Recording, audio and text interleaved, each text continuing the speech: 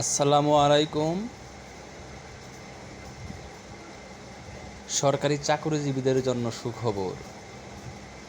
নতুন pay scale ঘোষণা নিয়ে অর্থ উপদেষ্টার বক্তব্য। আগামী জাতীয় নির্বাচনের আগে সময় পাওয়া গেলে সরকারি কর্মচারীদের জন্য নতুন বেতন কাঠামো ঘোষণা করবে অন্তর্বর্তীকালীন সরকার।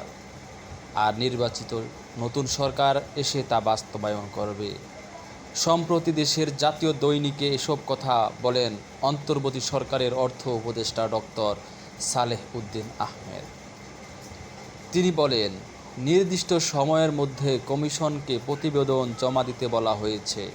এক্ষেত্রে দেশের আর্থ-সামাজিক অবস্থা ও মূল্যস্ফীতি বিবেচনায় রাখতে বলা হয়েছে। আমাদের পরিকল্পনা হলো সময়োপযোগী একটি বেতন কাঠামো ঘোষণা করা।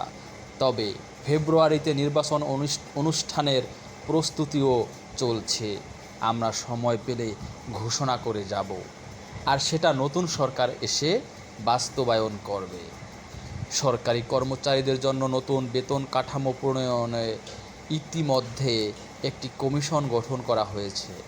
দেশের রাজনৈতিক, অর্থনৈতিক ও সামাজিক পরিস্থিতি বিবেচনায় নিয়ে কমিশন সরকারকে নতুন কাঠামোর প্রস্তাব দেবে। গত জুলাইয়ে গঠিত এই পে কমিশনকে 6 মাসের মধ্যে প্রতিবেদন জমা দেওয়ার নির্দেশনা দেওয়া হয়েছে। তবে জানা গেছে, নতুন বেতন কাঠামো বাস্তবায়নের দায়িত্ব নেবে পরবর্তী নির্বাচিত সরকার।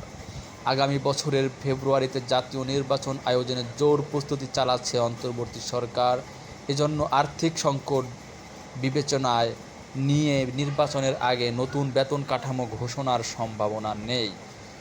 তবে পে কমিশন প্রতিবেদন জমা দিলে সেই অনুযায়ী একটি বেতন কাঠামোর সুপারিশমালা চূড়ান্ত করবে সরকার। ভোটের পর নতুন সরকার ক্ষমতায় এসে তা বাস্তবায়ন করবে।